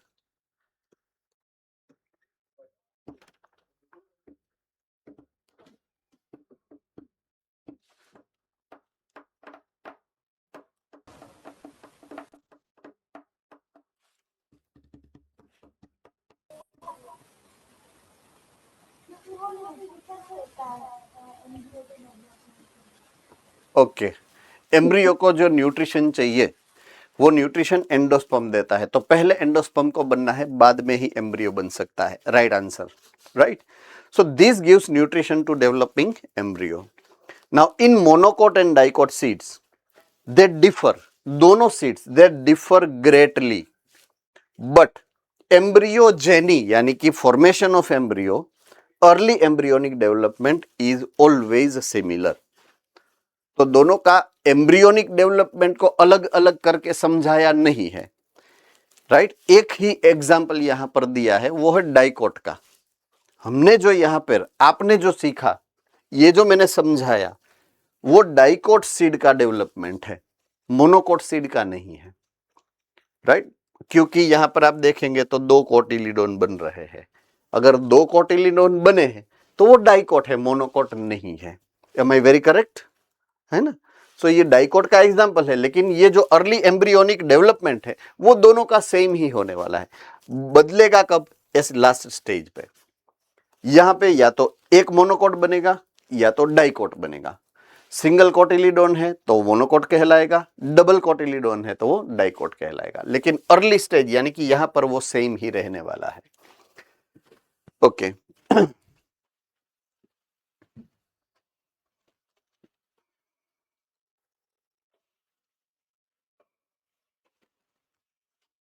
fine. सो डाइकोटिलीडोन, उसका जो एम्ब्रियो होता है डाइकोटिलीडोन प्लांट का, राइट, वो यहां पे है। ये दोनों डायग्राम भी आपकी बुक के अंदर आपको मिल जाएगी। तो ये पहली जो डायग्राम है वो डाइकोट की है और ये दूसरी डायग्राम है वो मोनोकोट की है। दोनों साथ में यहाँ पे कंपेयर करने के लिए दी है, राइट। यहाँ पे आप देखोगे तो एक और ये 2, ऐसे 2 कोटिलीडोन आपको देखने को मिलेंगे। और यहाँ पे अगर आप स्टडी करोगे तो ओनली सिंगल, एक ही कोटिलीडोन आपको देखने को मिलेगा। एक कोटिलीडोन है मोनोकोट है, 2 कोटिलीडोन है वो डाइकोट है। All right, so let us think about the structure of dicotyledonous embryo first. तो डाइकोटिलीडोन के जो अगर एम्ब्रियो को, यानी कि ये डायग्राम को अगर आप देखो तो उसके अंदर 2 मेन जो पार्ट्स है, उसके 2 मेन जो उसके कंपोनेंट है, एक है एम्ब्रियोनिक एक्सिस, जो ये है, ये एम्ब्रियोनिक एक्सिस है ये, राइट। और दूसरे है कोटिलीडोन्स, जो आपकी मेरी अगर देखे तो राइट हैंड साइड में है, आपकी फ्रंट में से देखोगे तो लेफ्ट हैंड साइड में है। ये 2 कोटिलीडोन्स है। तो एम्ब्रियोनिक एक्सिस एंड 2 कोटिलीडोन्स, इतना उसके अंदर मेनली आपको देखने को मिलता है। Thums up. ऑल राइट, अभी मैं आपका ध्यान यहां पर अभी देखिए, एम्ब्रियोनिक एक्सिस जो है, ये एम्ब्रियोनिक एक्सिस, इसको मैं मिड से 2 पार्ट में कन्वर्ट करता हूं। देखिए यहां पर मैंने ये मिड लाइन बना दी है, मिड लाइन बना दी मैंने। तो ऊपर का जो है, ऊपर का, उसको मैं बोलूंगा हाइपो, और नीचे का है, सॉरी, नीचे का है, राइट, तो वो हाइपो, ये एपी, बोलो, और ये हाइपो नीचे का, ये रीजन है वो हाइपो है।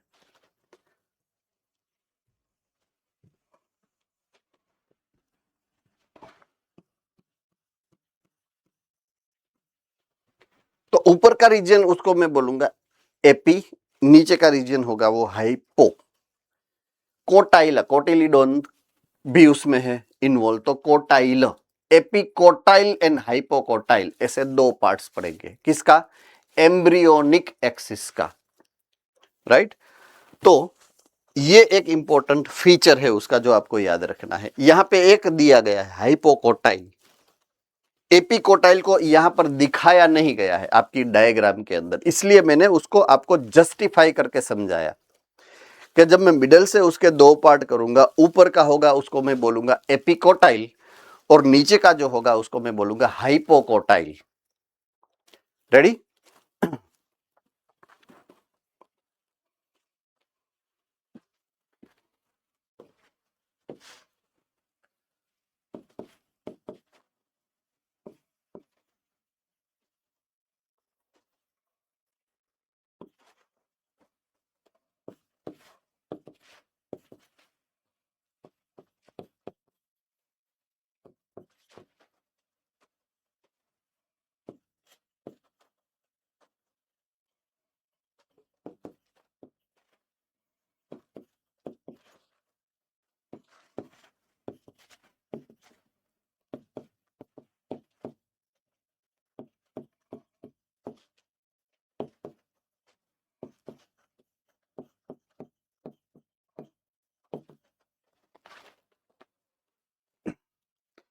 ओके, एपिकोटाइल की जो टिप होगी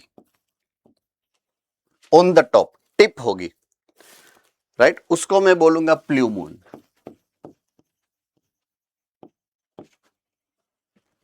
और हाइपोकोटाइल की जो टिप होती है, राइट, उसको हम बोलेंगे रेडिकल।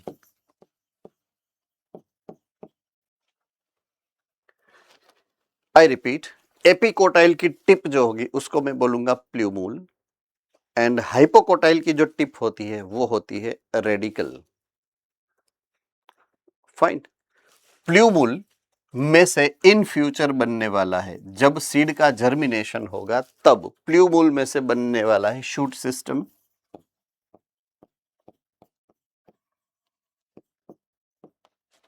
एंड रेडिकल में से बनने वाला है रूट सिस्टम।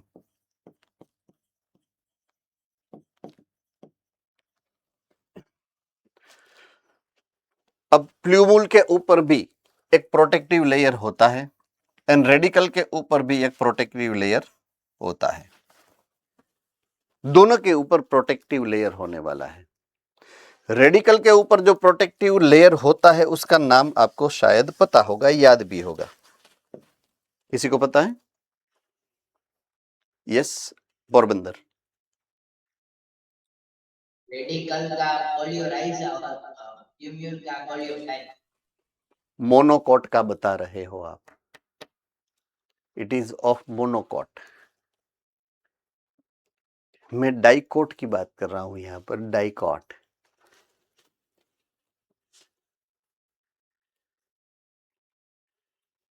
इसको हम बोलते हैं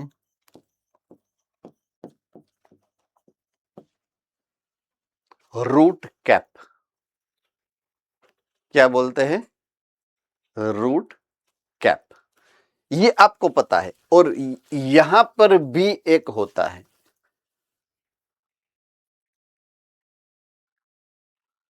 इसका नाम आगे आ चुका है एक बार, अगर आपको याद है तो।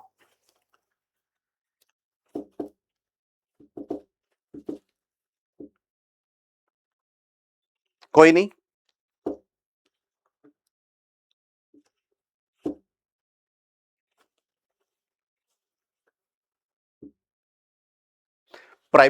Yes, okay, Porbandar. मैं पोरबंदर ही बोलने वाला था, वैसे कुछ बोलने वाला नहीं था। बोलिए। Shoot cap. कुछ भी। गुड गुड, वैसे लॉजिक अच्छा है, उसमें कोई प्रॉब्लम नहीं है, उसको शूट कैप बोल सकते हैं। कॉमनली यूज्ड वर्ड है shoot cap, but technical word आपको ऑलरेडी गिवन है इन टू योर टेक्स्ट बुक, सो हमारे नीट के लिए इंपॉर्टेंट है। उसको बोलते हैं प्राइमोर्डियल लीव्स। क्या बोलते हैं? Primordial leaves.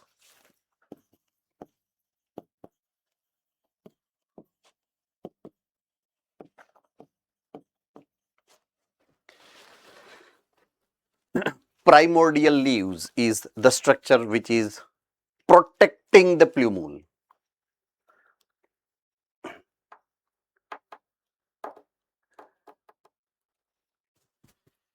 दोनों के अंदर, प्ल्यूमूल और रेडिकल के अंदर जो मेरिस्टेम है वो एपिकल मेरिस्टेम है। अगर आपको कहीं से भी दिमाग के कॉर्नर में से अगर आप इसके निचोड़ के निकालेंगे तो याद आ जाएगा, राइट। दोनों एपिकल मेरिस्टेम नाम के अंदर टिश्यू होती है। Fine, so that's the same which is maybe given here. So it has embryonic axis and two cotyledons. Okay, coming to the portion of the embryonic axis above the level of the cotyledon is epicotyle, right, which terminates with the plumule. Stem tip होती है उसके पास, stem tip, primordial leaves, right. The cylindrical portion below the level of cotyledons is hypocotyle that terminates with the radical, और उसके ऊपर होता है shoot tip, right? Okay. The root tip is covered with the root cap, और shoot tip is covered with the primordial leaves. Okay, इसमें किसी को शायद कोई डाउट ना हो, अगर हो तो बता सकते हैं। All right. अब मुझे बात करनी है मोनोकोटिलिडोनस एम्ब्रियो की, जो कि ये है, ये सेकंड नंबर का स्ट्रक्चर, मोनोकोट का एम्ब्रियो। ओके, यहां पर देखने वाली बात ये है कि से फॉर एग्जाम्पल मैं अगर बात करूं, कोई भी अगर एम्ब्रियो हो, उसका जब डेवलपमेंट होगा तब कोटिलिडोन तो 2 ही बनेंगे, पॉइंट टू बी नोटेड, 2 कोटिलिडोन ही बनने हैं, वो कंपलसरी है। ओके, अब मैं बात कर रहा हूं यहां पर डाइकोट्स की। डाइकोट जब सीड बनते हैं, डाइकोट सीड की एक कैरेक्टरिस्टिक फीचर ये है कि वो नॉन एंडोस्पर्मिक है।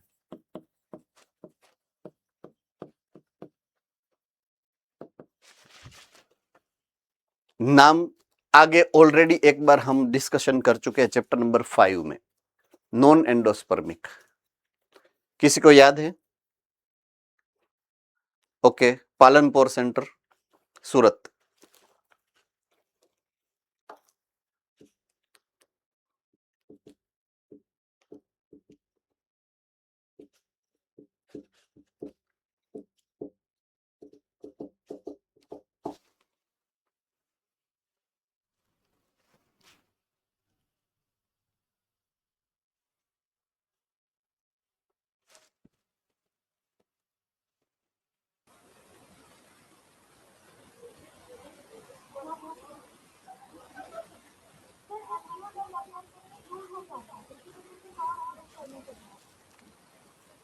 यस, सो इसका क्लियर कट मीनिंग ये होता है कि there is no endosperm.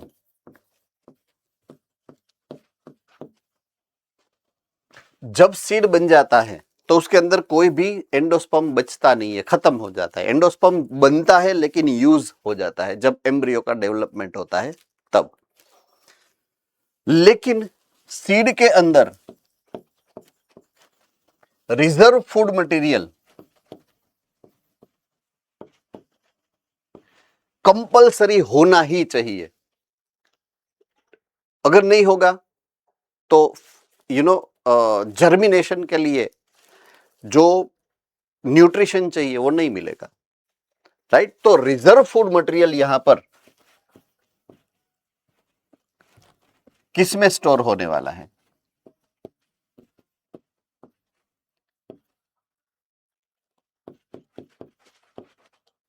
Into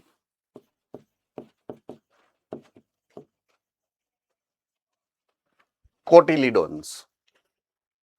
दोनों कोटिलिडोन्स के अंदर रिजर्व फूड मटेरियल स्टोर होने वाला है, राइट। अब जो एंडोस्पर्म था ना, उसके अंदर कार्बोहाइड्रेट्स थे। स्टोर फूड मटेरियल क्या था? Carbohydrate, starch, glucose, polymer of glucose. But cotyledon के अंदर जो फूड रिजर्व बनने वाला है नया, वो कॉम्प्लेक्स होगा और वो होगा प्रोटीन।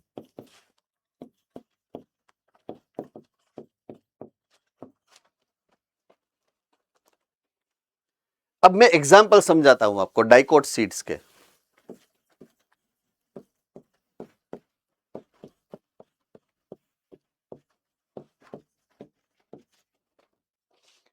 शायद आपको पता हो तो पल्सेस अगर आप खाते हो, they are source of protein. क्यों? उसका ये साइंटिफिक एक्सप्लेनेशन है, क्योंकि उसके कोटिलिडोन्स के अंदर प्रोटीन के फॉर्मेट में रिजर्व फूड मटेरियल स्टोर्ड होता है, रेडी। तो वहां पर प्रोटीन जो होता है वो स्टोर होता है। बट अगर मैं उल्टी बात करूं, मोनोकोट की बात करूं, मोनोकोट की प्रोटीन उसमें नहीं होता है। क्यों? क्योंकि उसका जो सीड होता है ना, वो एंडोस्पर्मिक सीड है। कैसा है? एंडोस्पर्मिक सीड, कि जिसके अंदर ऑलरेडी एंडोस्पर्म बचा है। एम्ब्रियो बन गया है फिर भी एंडोस्पर्म बचा है। क्यों पता है? वो इतनी ज्यादा क्वांटिटी में एंडोस्पर्म बना लेते हैं। अब वो ऐसा क्यों कर पाता है, उसका भी एक लॉजिकल रीजन एंड एक्सप्लेनेशन है। मोनोकोट जो होते हैं उसकी फोटोसिंथेसिस की इंटेंसिव एबिलिटी है। C4 साइकिल किसको याद है?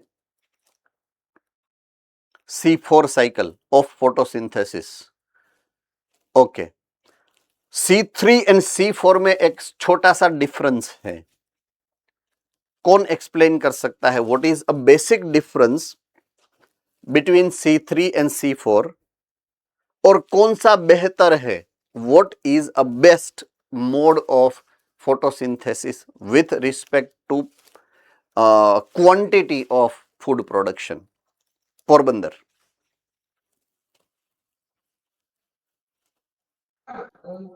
सर C4 जो साइकिल होती है उसमें उसमें बंडल स्विच सेल्स प्रेजेंट होते हैं और वो बेस्ट होते हैं क्योंकि वो फोटो ऑक्सीडेशन प्रिवेंट करते हैं।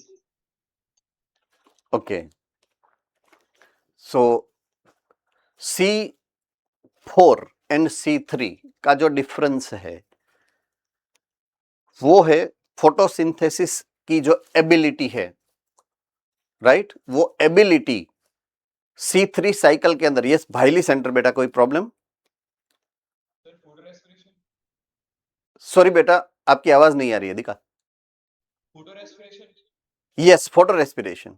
Yes, that's what I am about to explain कि C3 साइकिल में होता क्या है। C3 साइकिल में होता है फोटो रेस्पिरेशन। फोटो रेस्पिरेशन से होता क्या है? कार्बन डाइऑक्साइड की जो फिक्सेशन की कैपेसिटी है, point to be noted, carbon dioxide की फिक्सेशन की जो कैपेसिटी है वो अप्रोक्सीमेटली 25% रिड्यूस हो जाती है। तो एफिशिएंसी को रिड्यूस करती है वो फोटोसिंथेसिस की। वो एक लिमिटेशन है। क्या है? Limitation, right?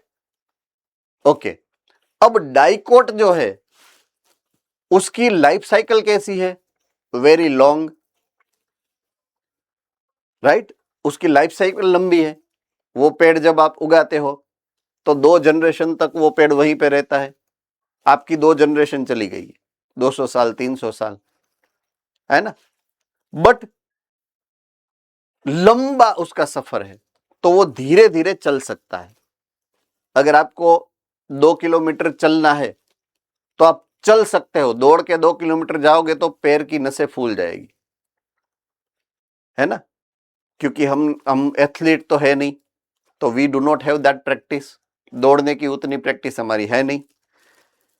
तो मोनोकोट की क्या है? लाइफ साइकिल ही छोटी है, राइट? तो उसको छोटी सी लाइफ साइकिल में मैक्सिमम फूड बनाना है, उसी इंटेंशन के उसका इवोल्यूशन हुआ है। उसका जो इवोल्यूशन हुआ है वो इसीलिए हुआ है कि छोटी लाइफ साइकिल में ज्यादा से ज्यादा मैक्सिमम फूड को वो सिंथेसाइज कर सके। तो फूड को सिंथेसाइज करने के लिए फोटोसिंथेसिस में उसकी जो लिमिटेशन थी, वो लिमिटेशन कौन सी थी? Photo respiration. उसको अगर उसको निकालना है तो फोटो रेस्पिरेशन क्यों होती है? What is the reason behind photorespiration? किसको याद है? देखते हैं। What is the reason behind photorespiration to be happening inside mesophyll cell? Palanpur, Surat.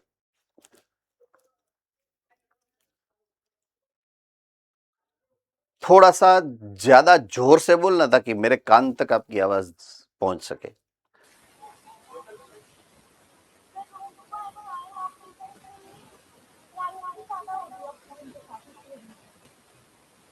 Okay, वो आप मुझे प्रोसेस समझा रहे हो कि इसमें ऐसा होता है। मैं ये बोल रहा हूं कि रीजन क्या है, क्यों होता है।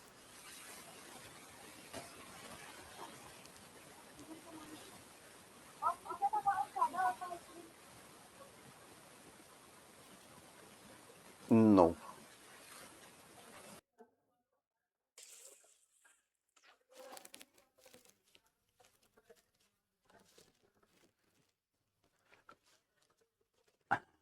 चलिए, से फॉर एग्जांपल ये मेसोफिल सेल है,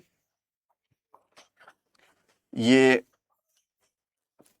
प्लास्टिड है जिसके अंदर ये प्रोसेस होना है। से फॉर एग्जांपल अगर वो सनलाइट रिसीव करता है तो यहां से वो कार्बन डाइऑक्साइड फिक्स करेगा और उसी में से ऑक्सीजन निकलेगा। तो ये इसके साइटोप्लाज्म के अंदर जो रूबिस्को है वो रूबिस्को के पास दोनों ऑप्शन है। हाँ मुझे पता है पालनपुर आपने यही आंसर दिया था, आई नो इट, है ना कि साइटोप्लाज्म के अंदर कार्बन डाइऑक्साइड एंड ऑक्सीजन दोनों है, तो रूबिस्को यहां भी जा सकता है, यहां भी जा सकता है, राइट। तो ये एक लिमिटेशन है कि जहां पर प्लास्टिड जो काम करती है उसको हमने बोला था लाइट रिएक्शन,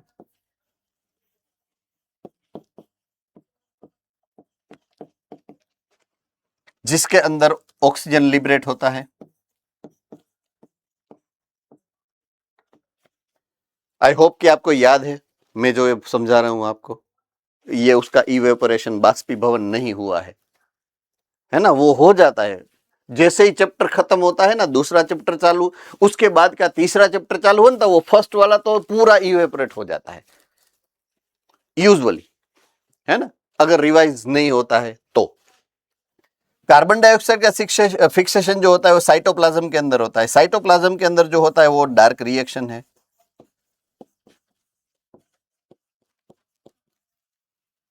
डार्क रिएक्शन का एंजाइम रूबिस्को है, राइट, बट ये ऑक्सीजन जो रिलीज हुआ है वो उसको मिलता है। तो अगर light reaction and dark reaction एक ही सेल में होता है तो ये प्रॉब्लम होता है। मेरा पूछने का इंटेंशन ये था कि प्रॉब्लम क्यों होता है।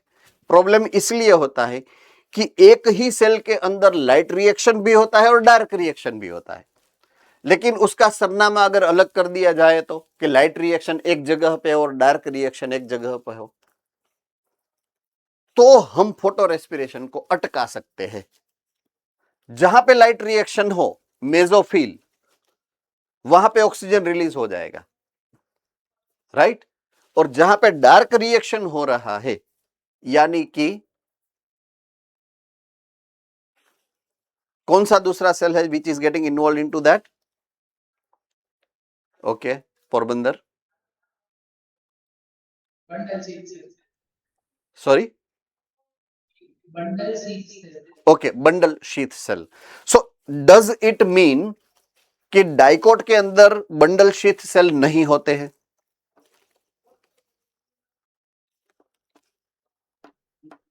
No. तो होते हैं।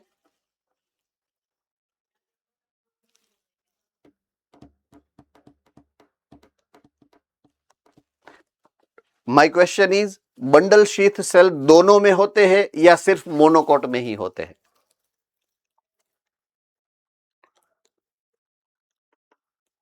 काफी सारे सेंटर है मेरे सामने जो आंसर दे सकते हैं, उसमें कोई, मैंने किसी को हम नहीं दिया है, कोई भी बोल सकता है, और कसम नहीं दी है मतलब, है ना।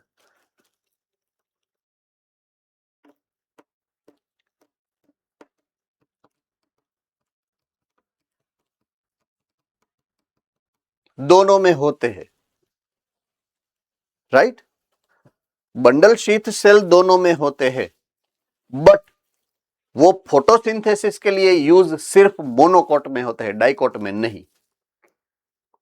याद रखना है आपको, बंडल शीथ सेल फोटोसिंथेटिक है ऐसा नहीं है। बंडल शीथ का काम क्या है? वास्कुलर बंडल को सेंटर में रखने का, लीव्स के अंदर बंडल शीथ का काम ये है मेन, बट उसको फोटोसिंथेसिस में भी हम यूटिलाइज करते हैं मोनोकोट के अंदर। तो मोनोकोट का वो एडेप्टेशन है कि उसने light reaction and dark reaction को अलग कर दिया, ऑक्सीजन को रूबिस्को के पास जाने ही नहीं दिया। व्हाट आई मीन इज, है ना। तो that's why they are efficiently photosynthesising. ज्यादा फोटोसिंथेसिस, ज्यादा फूड स्टोरेज, ज्यादा एंडोस्पर्म, तो वो एंडोस्पर्म कायमी उसके पास रहता है even after maturation of seed. तो ये एक स्पेशलिटी है मोनोकोट सीड की। ये सब हमने ऑलरेडी पढ़ लिया है चैप्टर नंबर 5 के अंदर, स्टैंडर्ड 11th के अंदर। ये रिवाइज ही हो रहा है actually. Okay, they possess only one cotyledon, तो वहां पे एक ही कोटिलिडोन है क्योंकि उसका फूड स्टोरेज नहीं करना है कि दोनों कोटिलिडोन मर्ज होके सिंगल हो गए हैं, राइट। तो देखिए जो एक कोटिलीडोन है वो आपको दिखने को मिलेगा। दूसरा कोटिलीडोन है ना, दूसरा कोटिलीडोन यहाँ पे छोटा सा बन गया, देखिए ये रहा, आपको वो देखना है आपकी बुक के अंदर। दूसरा कोटिलीडोन एकदम रिड्यूस होकर छोटा सा बन गया जिसका नाम है एपीब्लास्ट, ऐसा आपको देखने को मिलेगा। देखिए तो मिला एपीब्लास्ट। तो कोटिलीडोन तो दो ही होते हैं, एक एक्टिव है, एक रिड्यूस हो चुका है। Cotyledon of grass family is called scutellum. जो एक एक्टिव है, एक्टिव, उसका नाम है स्क्यूटेलम, जिसके इन ब्रैकेट लिखा है कोटिलीडोन। देखिए मिल गया, ऑल राइट, गुड। तो ये एक एक्टिव कोटिलीडोन है जिसको हम बोलेंगे स्क्यूटेलम।